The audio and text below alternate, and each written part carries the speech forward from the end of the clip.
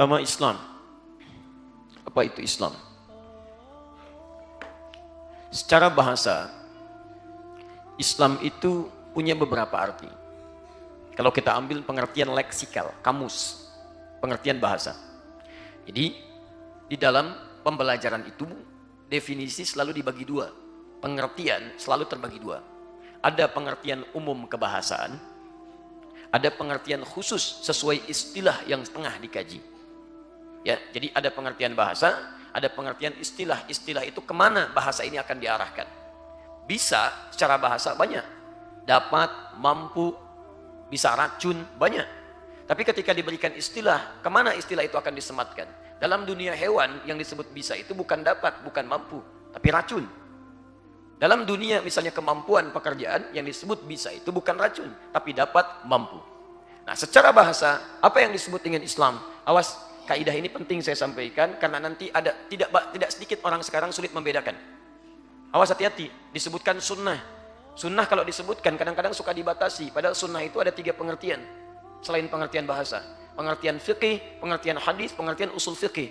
Jadi kalau ditanyakan tentang pengertian A, ditanya dalam pengertian apa itu akan dibahas. Islam secara bahasa setidaknya punya 3 arti. 1, tunduk, patuh. Tunduk, patuh. Aslama yuslimu islaman, sifat yang tunduk, patuh. Islam, kenapa disebut Islam? Orangnya disebut muslim karena seseorang kalau sudah masuk Islam, maka dia berikrar untuk patuh dan tunduk pada ketentuan Allah Subhanahu wa taala. Jadi kalau Anda sudah mengatakan saya Islam, saya muslim tapi tidak patuh pada ketentuan Allah, maka ada yang salah dalam keislamannya. Ada yang tidak tepat. Karena itu nanti kita akan lihat ketika Allah menyebutkan tentang Islam, Nabi menafsirkan Islam, maka di situ akan berbentuk ujian-ujian kepatuhan kita kepada Allah Subhanahu wa taala. Nanti kita akan lihat. Jadi kalau Anda mengatakan Islam, nanti akan diuji oleh Allah, diterangkan oleh Nabi ujiannya. Ini Islam itu begini, begini, begini, begini. Kalau Anda tidak mau mengerjakannya, maka belum sempurna keislamannya. Baik. 2. Islam bisa diartikan sesuatu yang menghadirkan kedamaian. Tenang. Nyaman. Jadi kalau Anda sudah berislam sampai dengan hari ini, tapi mohon maaf, belum mendapatkan ketentraman, kedamaian, ketenangan, ada yang belum sempurna dalam keislaman kita. Nanti ada kaitan dengan yang pertama. Kalau Anda bisa patuh kepada Allah, mengerjakan semua tuntunannya, maka akan melahirkan bagian kedua. Tenang, damai, tentram. Tenang dalam kegelisahan dunia, damai dalam urusan dunia, dan bahagia dalam urusan akhirat. Nanti kita akan lihat.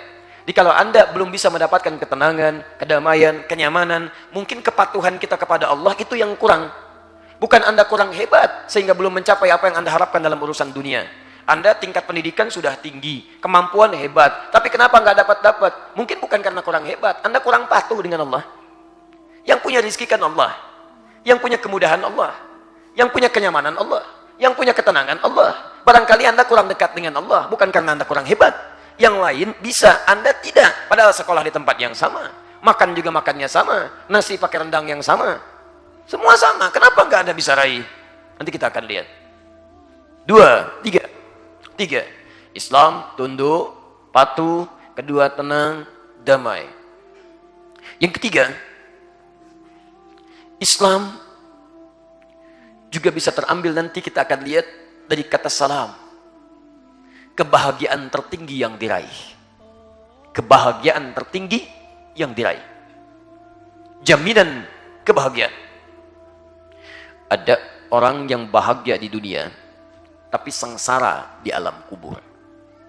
Banyak contohnya.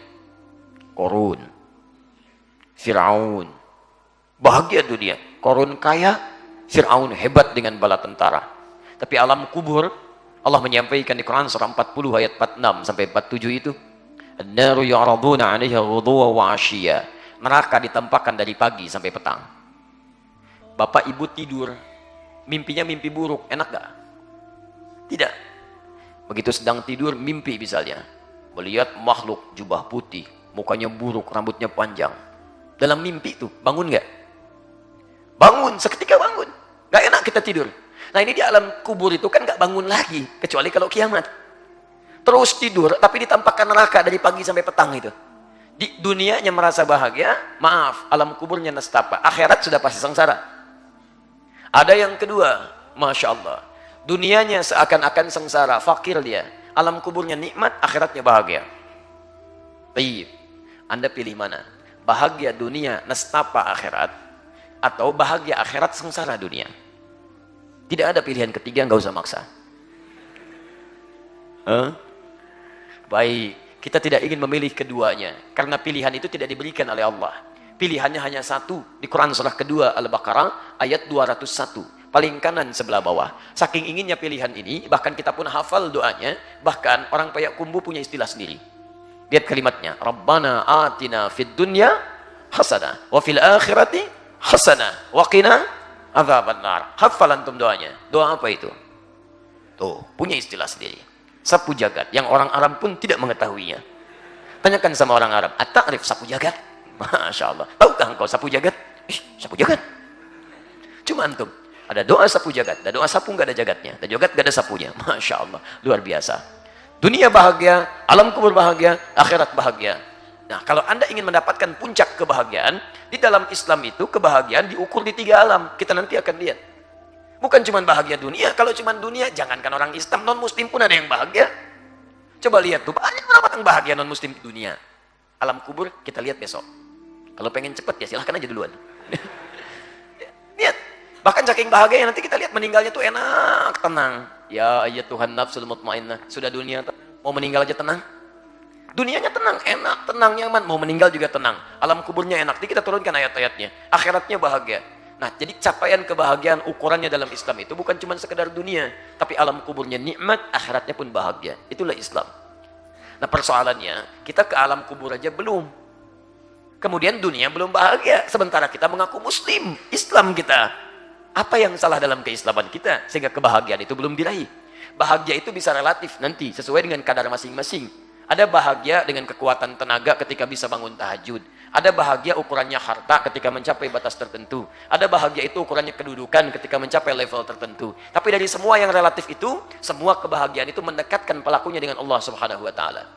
Jadi kalau Anda menjadi orang kaya, mohon maaf, tapi kekayaan Anda belum bisa mendekatkan Anda dengan Allah, maka dalam Islam belum disebut bahagia.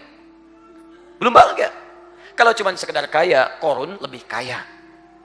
Qarun lebih kaya. Dan kayanya luar biasa.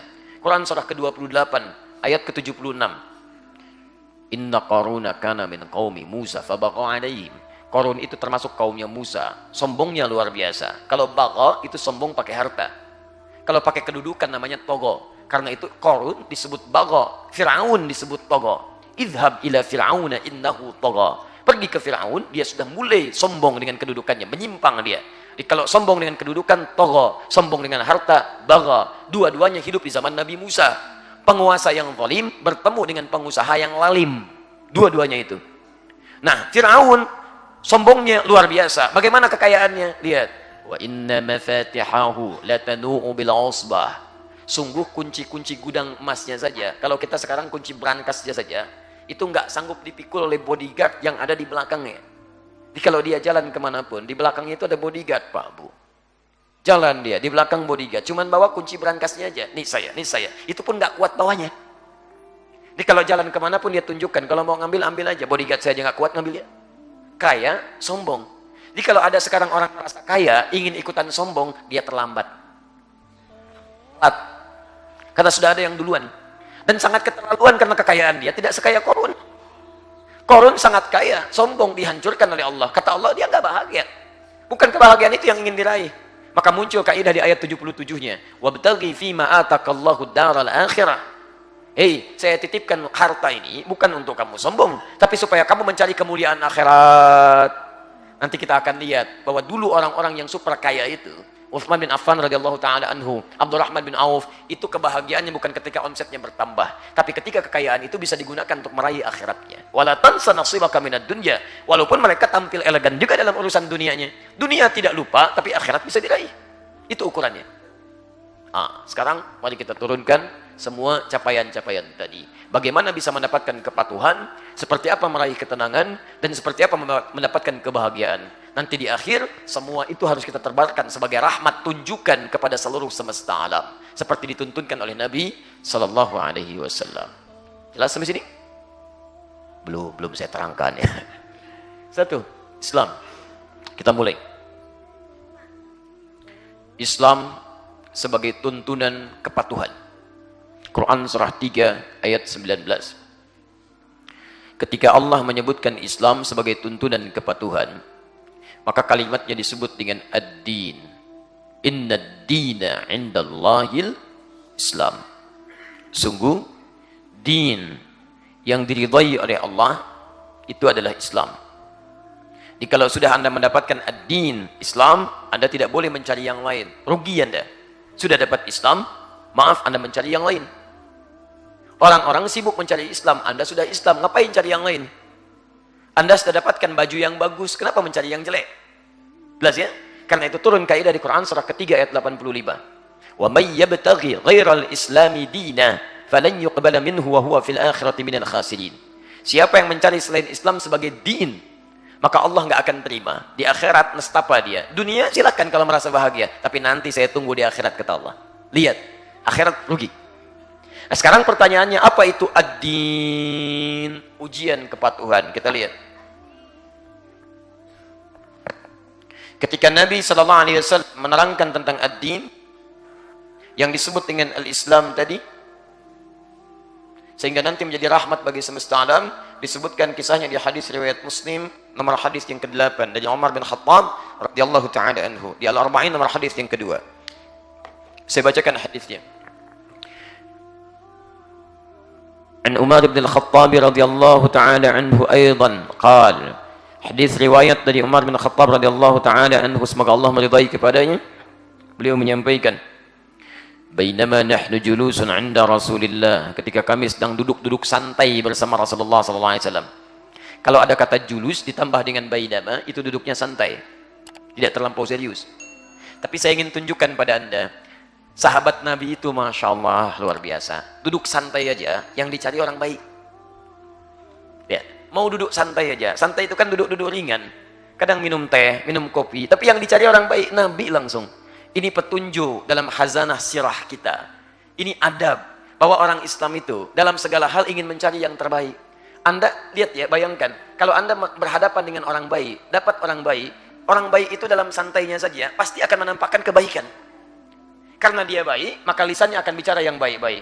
Karena dia baik, maka pandangannya akan pandang yang baik-baik. Karena dia baik, maka tangannya akan mengerjakan yang baik-baik. Lihat para sahabat itu, jangankan yang seriusnya, yang santainya saja, cari orang terbaik. Itu prinsip kita. Nah, kita jangan terbalik. Jangankan santai, seriusnya aja mencari orang aneh misalnya. Awas, hati-hati ya. Nah, lihat teman-teman sekalian, dalam santainya pun yang dicari orang baik-baik, maka ambil prinsip ini dalam kehidupan. Anda pergi ke kantor, mau jalan sedikit, jalannya santai, cari orang baik. Ya, di rumah cari orang baik. Di kehidupan sosial cari orang baik. Dengan kebaikan itu maka kebaikan Anda akan terjaga dan semua terkumpul kemuliaan-kemuliaan dalam kehidupan. Bainama nahnu julusun 'inda Rasulillah idh tala'a 'alaina rajulun shadidu bayadhi thiyabi. Tiba-tiba di hadapan kami nampak seorang lelaki. Pakaiannya putih bersih. Shadidu sawadi sya'ri, rambutnya menghitam rapi. La yura 'alaihi atharus safari, tidak nampak dalam dirinya bekas-bekas perjalanan, enggak nampak keringat. Ini ingin menunjukkan adab seorang penuntut ilmu. Saya agak sedikit tarik yang materi siang, kita tarik kekinian.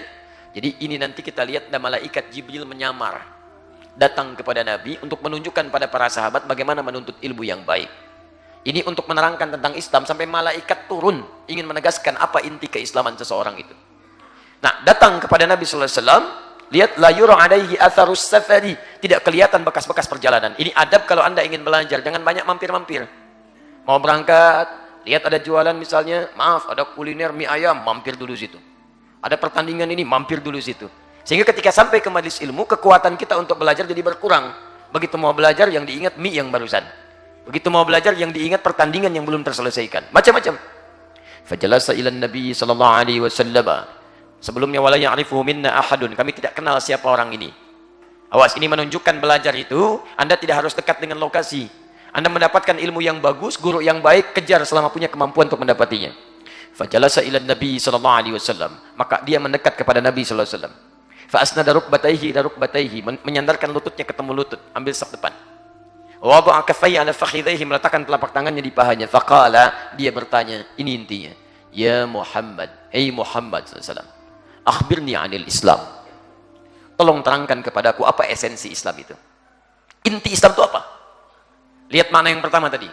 Fokus. Disebut ad-din oleh Quran, dan din yang dimaksudkan disebutkan oleh Nabi ini maksudnya an tashhada an la ilaha illallah wa anna Muhammad Rasulullah. Syarat pertama seorang Islam adalah dia bersyahadat tidak ada Tuhan yang layak disembah kecuali Allah. Awas, hati-hati ya. Ini saya mau serius sekali di sini. Ketika Anda bersyahadat, Anda mengucapkan la dengan illah. Hati-hati dengan kalimat itu. La itu huruf nafi yang meniadakan segala hal. Illa itu huruf isbat yang menetapkan satu di antara yang ditiadakan. Ketika Anda mengatakan la ilaha, nggak ada Tuhan, nggak ada sama sekali. Sampai sini ateis, nggak ada Tuhan. Tapi ketika Anda menetapkan illa, maka dari segala yang tidak ada itu saya tetapkan satu saja. Allah, hanya Allah. Jadi kalau Anda sudah mengucapkan kalimat ini, asyhadu an la ilaha illallah, maka lisan Anda tidak akan bisa berkata ada Tuhan selain Allah. Karena Anda menetapkan nggak ada Tuhan kecuali cuma Allah saja.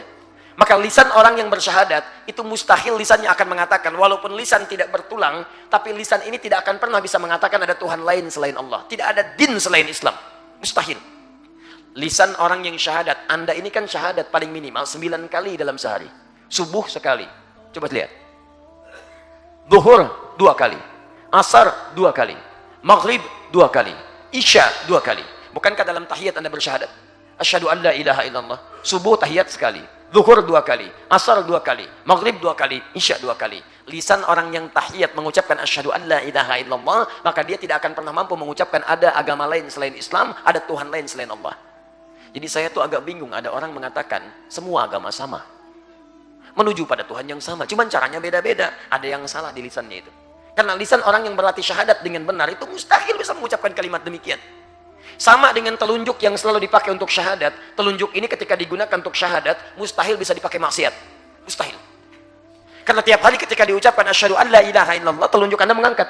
Maka telunjuk orang sholat tidak akan pernah dipakai maksiat. Tanda tangan proyek yang tidak jelas, menulis hal-hal yang dilarang oleh Allah, mengerjakan hal yang tidak disukai, curang dalam timbangan, wailul lil mutaffifin alladzina idza iktalu 'alan nas yastawfun. Enggak mungkin.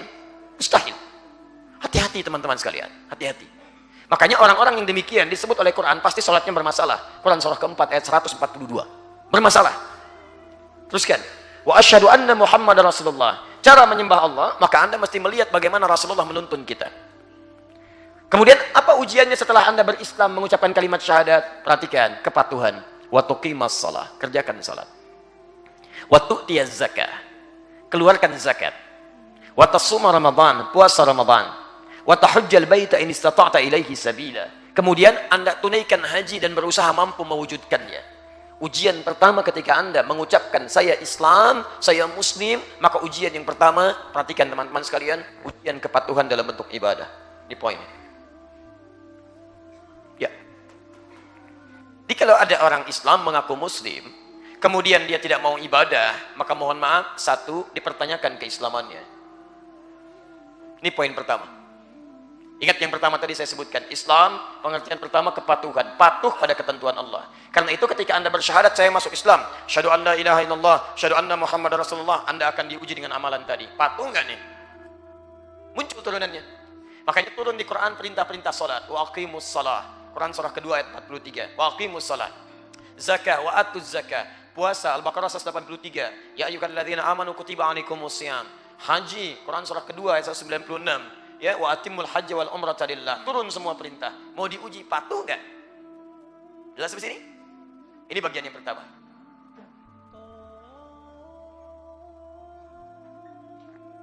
Karena itu, ketika seseorang akan masuk Islam, mohon izin ya, pada teman-teman yang mungkin ada kawannya, kita berdoa pada Allah akan dapat hidayah dia masuk Islam. Nah, selain tidak boleh dipaksa, Anda harus jelaskan sebelum masuk Islam. Nanti kalau sudah masuk Islam, bapak atau ibu mesti mengerjakan ajaran-ajaran dari Islam. Siap tidak patuh? Kalau dia katakan saya siap misalnya, maka syahadatkan. Kalau dia katakan saya pikir-pikir dulu, pikir-pikir dulu untuk bersyahadat. Silakan. Supaya tidak ada paksaan, ada kenyamanan dan ada kepatuhan setelah dia bersyahadat. Maka setiap orang yang telah bersyahadat disebut oleh Al-Quran dia beriman kepada Allah. Iman. Orangnya disebut dengan mana pekerjaannya? Orang yang mukmin jamaknya amanu. Perhatikan, ketika orang-orang sudah amanu, beriman kepada Allah, mengucapkan syahadat, maka kalimat pertama kali diminta harus dia patuh mengerjakan tuntunan dalam Islam. Quran surah kedua ayat 208. Poin. Ketika kepatuhannya disebutkan, kalimatnya menggunakan kata silmi. Perhatikan, ini ujian kepatuhannya diterangkan dalam bentuk Islam. Ketika tuntunan keseluruhannya disebutkan, dirubah kalimatnya dari Islam jadi silmun. Ya ayyuhalladzina amanu, hei orang-orang yang telah masuk ke dalam Islam, bersyahadat dia, udkhulu fis silmi kafah. Maka praktekkan semua tuntunan dalam Islam secara menyeluruh. Awas, hati-hati. Jadi jangan pilih-pilih, sholatnya patuh, tapi ujian yang lain tidak dikerjakan. Jadi kalau Anda sudah masuk Islam, maka semua perintah Allah patuhi. Bukan cuma sholat, akhlak. Saya tunjukkan ya, dari ujung kepala sampai ujung kaki ada perintah Allah. Mata, ada perintah. Apa fungsi mata? Bukan melihat. Kalau cuma melihat, kambing juga melihat. Tuh, elang melihat. Mata elang lebih tajam dibanding mata kita. Elang naik ke udara, naik ke bukit tinggi. Masya Allah, naik. Anak ayam di bawah kelihatan. Antum naik pakai pesawat, anak sendiri gak kelihatan. Coba aja, mata elang tuh. Tapi mata elang setajam-tajamnya tidak dihisap, mata kita dihisap. Quran surah 17 ayat 36. Inna sam'a wal basara wal fuada kullu ulaika kana anhu mas'ula. Sungguh pendengaran kita, penglihatan kita, dan apa yang kita pikirkan itu akan dihisap oleh Allah. Mata kita dihisap. Karena itu mata orang beriman yang sudah masuk Islam, itu beda fungsinya, bukan cuma melihat. Kalau cuma melihat, orang nggak beriman pun bisa melihat. Kalau cuma melihat, binatang pun bisa melihat. Mata orang beriman diatur oleh Allah. Untuk laki-laki, Quran surah 24 ayat 30. Untuk perempuan, Quran surah 24 ayat 31-nya. Ketika akan menyebutkan fungsi mata, yang disebutkan bukan matanya dulu, yang disebutkan imannya. Qul lil mu'minina yaghuddu min absarihim. Katakan pada orang-orang iman. Yang sudah beriman, yang masuk Islam. Mata Anda beda dengan mata yang lainnya. Bagaimana cirinya? Yaghuddu min absarihim. Mata orang beriman itu hanya akan lihat yang baik-baik saja. Saya ulang ya. Mata orang beriman, kata Quran, hanya akan melihat yang baik-baik saja. Jadi kalau Anda mengaku beriman, masuk Islam, matanya sering dipakai untuk melihat yang tidak baik, ada yang salah dalam imannya. Perempuan juga begitu. Wa qul lil mu'minati yaghuddna min absarihinna. Hei perempuan-perempuan beriman, imannya dulu sebelum matanya. Anda masuk Islam patuh pada ketentuan Allah. Patuh. Bukan cuma sholatnya. Mata yang selalu dipakai menunduk kepada Allah, sujud dia, maka tidak akan pernah digunakan untuk melihat yang tidak baik. Palingkan. Ghaddul basar. Ghaddul basar itu bukan nggak boleh lihat. Lihat silakan. Ketika yang dilihat tidak baik, palingkan. Bahkan seketika Anda beristighfar, mata melihat dipalingkan, lisan beristighfar. Wasari'u ila maghfirah. Quran surah 3 ayat 133. Bergegas dia istighfar. Itu keluar lihat ada aurat terbuka, palingkan. Astagfirullah. Salah. Dan cepat. Tingkat keimanan ditentukan pada kecepatannya. Cepat. Astagfirullah. Tinggal ada jeda. Astagfirullah. Astagfirullah. Ini menunjukkan masih bermasalah. Masuk ke lisan sama. Iman dulu yang disebut. Quran surah ke-49 ayat 11. Ya ayyuhalladzina amanu, iman sebelum lisannya. La yaskhar qaumin qaum. Jangan saling cela antara satu komunitas dengan yang lainnya. Orang per orang. Boleh jadi yang dicela itu lebih baik daripada pencelanya. Laki-laki dan perempuan, jangan saling cela. Ketika disebutkan fungsi lisan, imannya dulu. Jadi kalau ada orang tidak beriman mencela, dia memang gak punya iman. Yang jadi masalah, ada orang aku beriman bisa mencela. Ada yang salah dalam imannya. Ada yang keliru. La yaghtab ba'dukum ba'dha, jangan saling bergosip, gibah. Bu, maaf saya ke ibu ya, bukan berarti bapak-bapak nggak gosip. Tapi peluang untuk berbicara dan berdiskusi lebih banyak perempuan dibanding laki-laki. Karena itu perempuan kalau banyakkan disebut dengan nisa. Perempuan itu unik, kalau sendirian dia mar'ah pak. Tapi kalau banyakkan katanya berubah jadi nisa. Laki-laki akar katanya sama, sendirian rajul, banyakkan rijal. Kata-katanya masih itu juga, perempuan tidak. Mar'ah kalau sendirian, nisa kalau banyakkan. Mar'ah itu diantara maknanya yang senang tampil keindahan. Mar'ah. Ya, makanya antum jangan heran. Kalau mau berangkat baju sedikit lecek, Anda si cuek aja di belakang tiba-tiba. Pak, sini, ganti. Tampil indah. Begitu selesai, spray rapikan. Segala ditata. Wah, mau berangkat baju dilihat-lihat, dielok-elok. Mau berangkat pilihan banyak. Indah, karena senang tampil keindahan. Jadi kalau Anda pulang, istri Anda misalnya kurang peduli dengan keindahan, ada salah itu dalam kewanitaannya. Senang. Kadang-kadang bikin kita bingung juga. Mau ke taklim, nanya, Pak, ini ada baju bagus nih, mana warna yang bagusnya? Yang biru atau pakai yang hitam? Masya Allah. Kita bilang hitam aja lah lebih baik. Ah masa sih biru kayaknya ya? Masya Allah. Katanya nanya, kita jawab punya pilihan dia. Masih mending kalau dipakai yang hitam atau biru. Begitu keluar hijau. Luar biasa. Tapi kalau banyakkan, dia berubah nama jadi Nisa. Nisa itu dari kata nasa. Sifat yang gemar mencurahkan apa yang dirasakan. Makanya ada surah An-Nisa. An-Nisa. Kenapa disebut Nisa? Karena perempuan itu sependiam apapun kalau sendirian. Kalau ketemu temannya bisa cerita. Dan kadang ceritanya itu cerita yang tidak dibenarkan oleh Quran. Karena itu ciri istri salihah di Quran surah 4 ayat 34, paling kiri sebelah atas. Itu tidak akan pernah lisannya mengungkap apa yang tidak harus diceritakan. Apalagi urusan keluarga, mungkin suaminya. Lihat kalimatnya. Fasalihatu qanitatun hafizatun lil ghaibi bima hafizallah. Ciri perempuan-perempuan salihah, dia akan taat kepada Allah dengan cara menaati suaminya pada yang baik-baik. Dan dia akan menjaga urusan suami dan keluarganya sepanjang Allah telah menutupnya. Aibnya akan dijaga, tidak keluar, tidak bicara. Mohon maaf ya, ini sindiran tajam di Quran. Kalau ada aib rumah tangga tersebar keluar, jangan disalahkan yang menyebarkan. Yang jadi masalah, kenapa Anda membuka? Bahasa Qurannya kan saya sudah tutup, kata Allah, kenapa kamu buka? Kata Nabi, kalau malam ada terjadi sesuatu, siang jangan menyebar. Kalau siang terbuka sesuatu, malam jangan menyebar. Tutup, Anda bisa tutup sampai kiamat akan dijaga oleh Allah. Tapi kadang-kadang keluarlah kalimat itu, judulnya taklim, baju sudah dipilih, berangkat pakai hijau. Begitu nyampe masjid, assalamualaikum, waalaikumsalam. Apa kabar Ukti? Baik, alhamdulillah. Sehat, sehat. Keluarga baik. Gimana suami? Di situ masalahnya. Wah, itu masalahnya. Ih, nggak nyangka ya, nyangka. Banyak keluar. Lisan orang beriman itu nggak akan bisa mengungkap hal-hal yang tidak harus diungkap. Jaga dia. Saya tidak Ustaz, alhamdulillah. Tidak seperti ibu itu tuh. Ah, sama aja. Bisa. Cek. Jadi lihat mata, lisan, sampai ke ujung kaki. Ketika Anda diminta untuk beraktivitas, kepatuhan itu melekat pada diri kita. Imannya yang disebutkan duluan. Jadi kalau antum tiap hari sholat, cuman sholatnya bagus, sesuai petunjuk Allah, sunnah Rasulullah, tapi tidak ada praktikal dalam kehidupannya, itu belum menunjukkan keimanan yang sempurna. Jelas ya? Patuh. Nah sekarang, apa faidahnya kita patuh kepada Allah? Apakah yang pentingnya sholatnya? Atau di balik sholat itu ada yang lebih penting yang akan kita dapatkan? Apakah Allah butuh dengan sholat kita, atau kita yang butuh dengan sholat yang kita kerjakan? Nah, sekarang lihat rahasianya. Misal, di Quran ada perintah-perintah kepatuhan. Sholat, baca Al-Quran, berdoa, istighfar, dan sebagainya. Semuanya disingkat dengan zikir namanya. Zikir. Sholat disebut zikir. Quran surah ke-20 ayat ke-14. Wa aqimis sholata li dzikri. Innani anallahu la ilaha illa ana fa'budni. Saya itu Allah. Nggak ada Tuhan yang layak disembah kecuali saya. Jadi kata Allah itu melekat dengan sembahan. Maka sembah saya. Bagaimana cara menyembahnya? Wa aqimis shalah, tunaikan salat. Li dzikri. Ketika menyebutkan salat, zikir disebutkan supaya zikir kepada saya. Perintah baca Al-Qur'an. Utlu ma uhiya ilaika minal kitab. Quran surah 29 ayat ke-45. Baca, pelajari apa yang diwahyukan kepada Muhammad sallallahu alaihi wasallam dari Al-Qur'an. Iqra, Quran surah 96 ayat 1. Baca. Ketika kita mau membaca Al-Quran, Al-Quran disebut dengan zikir. Quran surah 15 ayat ke-9. Inna nahnu nazzalna dzikra wa inna lahu lahafidhun. Kami yang Al-Quran sebagai zikir. Jadi kalau Anda sedang baca Quran, Anda sedang berzikir. Anda mau menghafal Quran, hafalan Quran disebut zikir. Quran surah ke-54 ayat 17, ayat 22, ayat 32, ayat ke-40. Laqad yassarna al-Qur'ana lidzikri. Hafalan Quran disebut dengan zikir. Jadi kalau antum sedang menghafal Quran, antum sedang berzikir.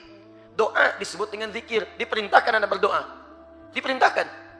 Lihat kalimatnya. Wa idza sa'alaka 'ibadi 'anni fa inni qarib ujibu da'watad da'i idza da'ani. Doa.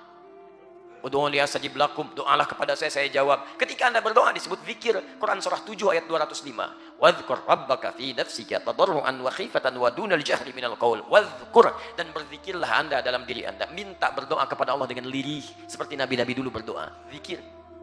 Anda diminta kalimat thayyibah pasca salat, astaghfirullah, astaghfirullah, astaghfirullah. Allahumma antas salam wa minkas salam, tabarakta ya dzal jalali wal ikram. Zikir.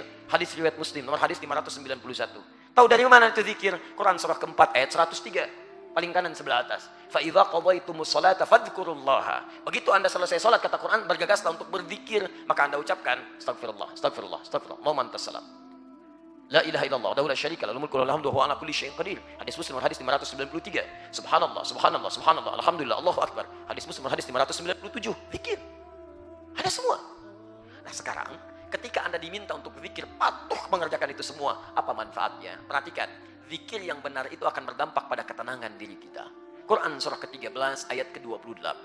Ala bidzikrillahi tatmainnul qulub. Yakinlah, jika zikir Anda benar kepada Allah, maka dampaknya ke hati akan tenang. Jadi saat kita diminta zikir, sholat, baca Quran, puasa, dan sebagainya, itu yang butuh kita. Allah nggak butuh dengan sholat kita. Semuka langit dan bumi tidak sholat kepada Allah, tidak berzikir, tidak akan menurunkan status Allah sebagai Tuhan.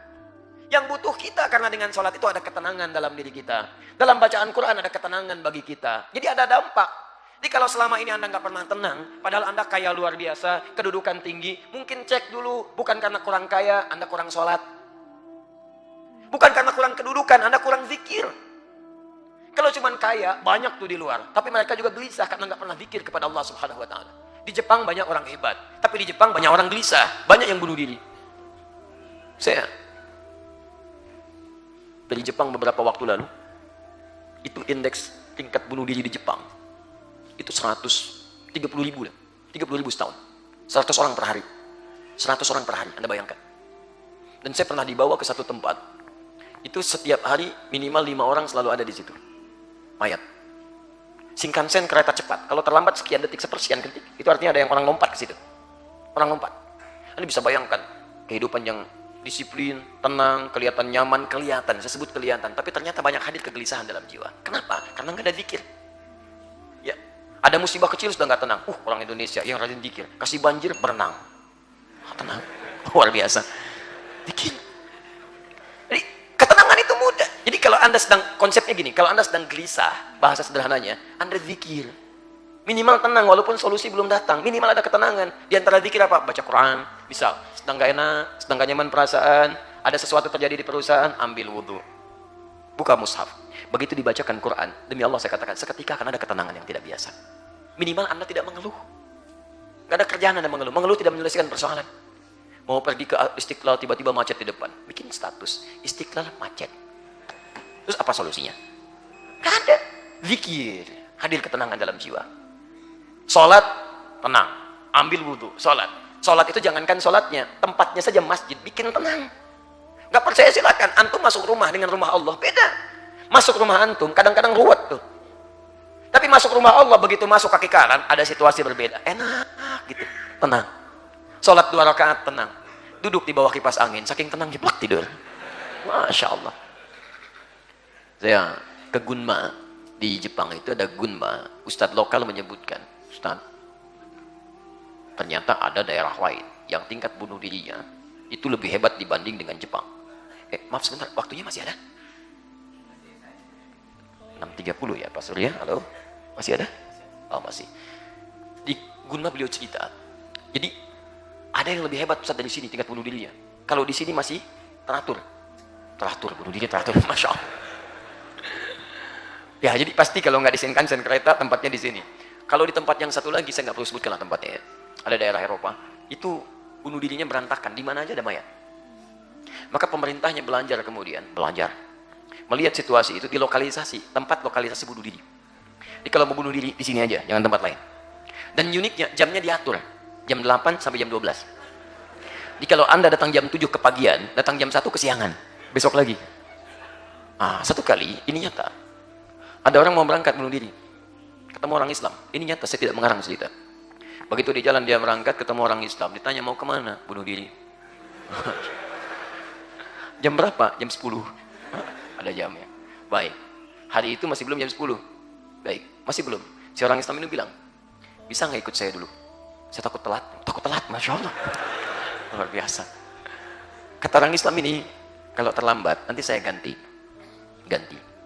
Baik, biasa kalau di luar itu kan, ukuran terhadap materi kadang-kadang lebih tinggi dari capaian ketenangan. Padahal dalam rumus kita kadang-kadang ketenangan itu bisa lebih penting daripada materi yang dipegang.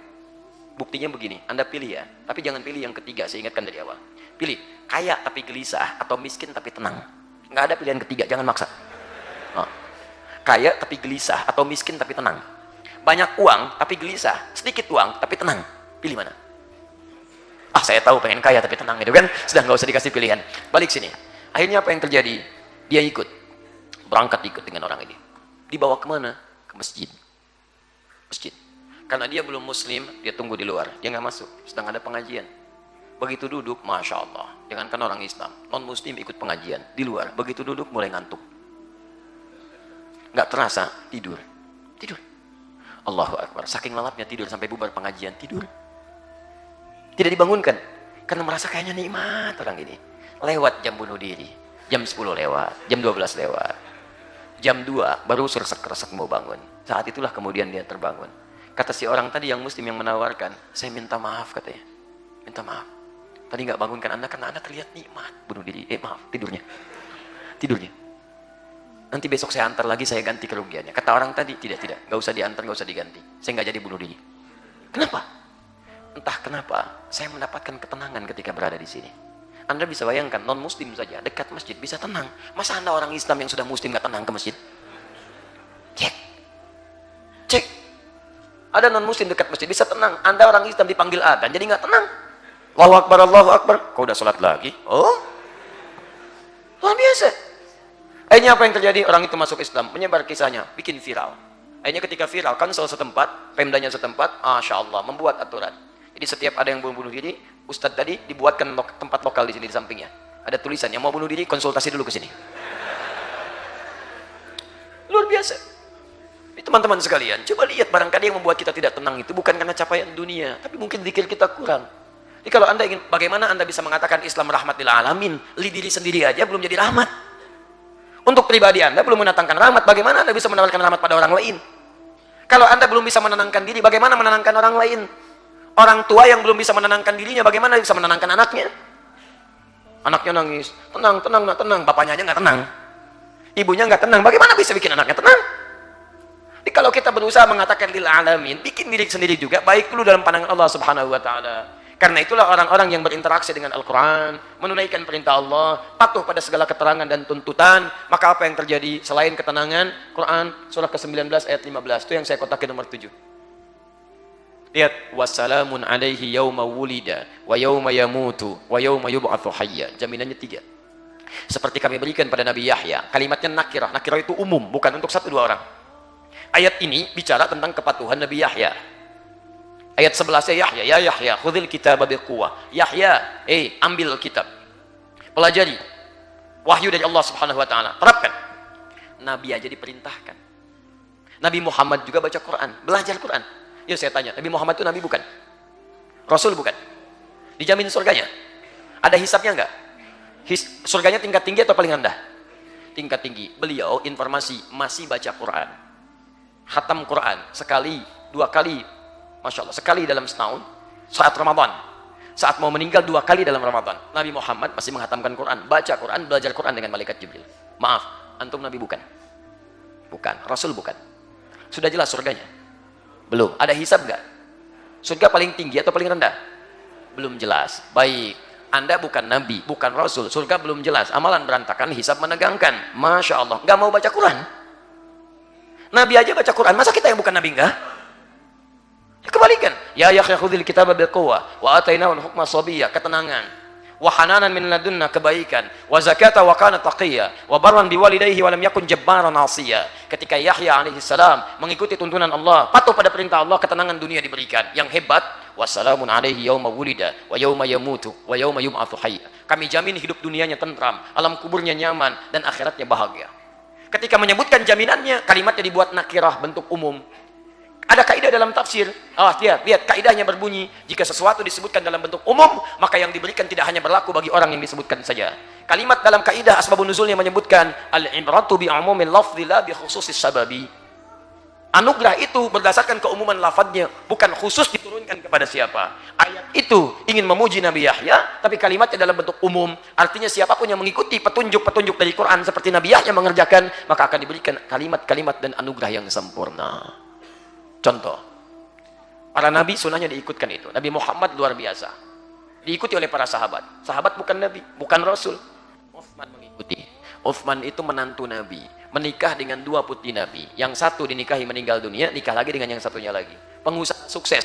Sejak mengikuti petunjuk nabi, usahanya nggak pernah rugi. Modalnya tidak pernah kembali. Yang datang untung, bukan kembali modal, kembali untung. Untung. Saking kayanya, sampai hari ini asetnya masih ada di Madinah. Saya terakhir ke Madinah, itu Masya Allah. Sampai sekarang masih ada asetnya. Sudah 15 abad lebih masih ada. Utsman pernah beli sumur. Bukan lahan parkir itu ujian buat kita sekarang. Bisa nggak niru Utsman tuh? Ya. Kalau mau tiru, silakan. Pahalanya banyak. Itu Utsman beli sumur orang Yahudi. Setiap mau ngambil, bayar kata Yahudi. Kata Utsman, saya beli. Ngambil gratis. Sekitarnya ada area tanah, 10 hektar. Ini cuma 400 meter. Itu 10 hektar. Kata Utsman, saya beli. Begitu dibeli, kata Utsman, hadirkan kurma. Yang lapar makan kurma, yang haus minum air, gratis. Sekarang area ini akan dijadikan pusat penginapan, perhotelan. Royaltinya disimpan di Bank Saudi. Nama Utsman bin Affan. Disedekahkan untuk kepentingan umat Islam. Masya Allah. Kepentingan umat Islam. Anda bayangkan hartanya sampai sekarang masih ada. Kaya luar biasa. Menantu Nabi menikah dengan dua Nabi. Disebut Dzun Nurain, yang punya dua cahaya. Melalui lisan Nabi disebut. Melalui lisan Nabi akan masuk surga tanpa hisab. Melalui lisan Nabi disebut malaikat kalau turun malu saking pemalunya. Tapi Masya Allah, tahukah Anda apa yang terjadi? Patuhnya pada Allah tak terlukiskan. Kata Imam An-Nawawi dalam kitabnya At-Tibyan fi Adab Hamalatil Quran, terbitan Darul Kutub Al-Islamiyah warna merah Barun, halaman 38, paragraf 1, baris 1 sampai 2 paling kanan sebelah atas. Kata Imam An-Nawawi, kebahagiaan Utsman itu bukan tatkala omsetnya meningkat atau bertambah. Kebahagiaannya tatkala menemukan waktu lapang untuk ibadah. Sampai tahajudnya malamnya, sampai hatam Quran. Malam tahajud hatam Quran. Sahabat Nabi, menantu Nabi, sangat pemalu, malaikat turun malu dengan Utsman, jaminan surganya ada dari lisan Nabi. Kayaknya luar biasa, Masya Allah. Malam masih tahajud sampai hatam Quran. Jangankan yang fardu, sunnah dikerjakan. Bandingkan, antum sahabat Nabi bukan, menantu Nabi juga bukan. Lihat, kaya tidak sekaya Utsman. Surga belum ada jaminannya. Malaikat turun, belum tentu malu, lihat antum. Cek. Apa sih yang membuat kita jangankan tahajud yang fardu aja kadang terlambat. Tapi cita-cita lebih hebat daripada Utsman. Mau kemana masuknya? Surga Ustaz. Surganya apa? Firdaus. Kalau bisa tanpa hisab. Masya Allah. Jelas ya? Nah, karena itu, saya ingin antarkan pada bagian terakhir. Kalau ingin Islamnya jadi rahmat bagi alamin, seluruh alam, maka yang harus kita kerjakan, ikuti tuntunan Rasulullah. Dalam mengamalkan nilai keislaman itu, hadirkan dalam diri kita akhlaknya, ibadahnya, muamalahnya, keluarkan runtutan Qurannya. Karena itulah ketika rahmat untuk alam itu disebutkan, yang disebutkan Islamnya, tapi yang disebutkan tuntunan nabinya. Quran surah ke-21 ayat 107. Wa ma arsalnaka ka nabi illa rahmatan lil alamin. Tidaklah kami utus engkau Muhammad kecuali bagi rahmat bagi semesta alam. Jadi semua yang melekat pada nabi rahmat semesta alam. Baiknya luar biasa. Jangankan ibadahnya. Ibadah enggak terlukiskan lah, enggak usah diukur. Al-Bukhari nomor hadis 2008 sampai 2010. Mohon maaf ya. Mohon maaf. Itu tahajudnya saja, rakaat pertama sampai 100 ayat paling minimal. Kata Hudzaifah. Kata Abdullah bin Mas'ud, itu masih mending 100 ayat. Saya pernah sholat di belakang Nabi, 5 juz 4 halaman. Al-Baqarah sampai selesai, dikira mau selesai, ternyata Ali Imran. Ali Imran sampai selesai, dikira mau ruku, ternyata An-Nisa sampai ayat ke-24. 5 juz 4 halaman. Maaf, sampai ayat 176. 5 juz 4 halaman, baru ruku. Besoknya, gak ikutan lagi. Bukan karena capek, karena kata Abdullah bin Mas'ud, saya ini suka menduga kapan rukunya nih, supaya saya bisa sertakan dalam sholat saya ikuti. Luar biasa. Terus antum pengen ikutan, boleh, silakan. Nabi praktekkan dirinya dulu, latihan. Maka apa yang terjadi? Rahmat untuk dirinya, rahmat untuk semesta alam. Sedang sholat, di atasnya ditaruh kotoran unta. Apa marah? Tidak. Diangkat oleh sahabatnya, lanjutkan ruku sujudnya. Datang ke Taif, dilempari dengan batu. Apa marah? Tidak. Sudah berdarah-darah, ada di naungan sebuah pohon. Datang malaikat 2 penjaga gunung. Mengatakan, ya Muhammad, 2 makna. Mudiyadaka ilas sama. Angkat tanganmu ke langit, minta. Kami angkat 2 gunung Taif, kami himpit orang-orang ini. Saking marahnya malaikat. Melihat Rasulullah SAW disakiti. Apa kata Nabi? La, jangan lakukan. Fa innahum qaumun la ya'lamun. Mereka belum tahu saja. Saya bermohon kepada Allah, mudah-mudahan nanti dari bumi Taif ini ada laki-laki, perempuan, tua, muda, anak-anak beriman kepada Allah Subhanahu wa taala. Ilahi, ila man takilluni, ila qaribuni, am ila ba'idin yu'dhini, fa ana radin. Duhai Allah, kepada siapa lagi engkau akan titipkan aku untuk berdakwah? Kalau masa itu lebih dekat, aku harus tempuh dan aku harus disakiti, atau masih jauh jaraknya dan aku harus kemudian juga dilempari, maka aku ridha ya Allah, aku ridha. Yang penting kau tidak marah denganku. La haula wala quwata illa billah. Muhammad sallallahu alaihi wasallam. Muhammad. Ini bagaimana bisa menjadi rahmat dalam kehidupan kalau kita tidak melatih diri kita? Maka Quran mengatakan kaknya. Karena tidak sedikit orang merasa Islam, dia sholat, dia kemudian berakhlak, dia macam-macam, tapi tidak seperti Nabi membimbingnya. Ada orang ingin akhlak mulia tapi salah caranya, toleransi sampai ikut ke tempat ibadah orang lain. Dulu saja kita nggak perlu ikut-ikutan, tapi kita disebut baik.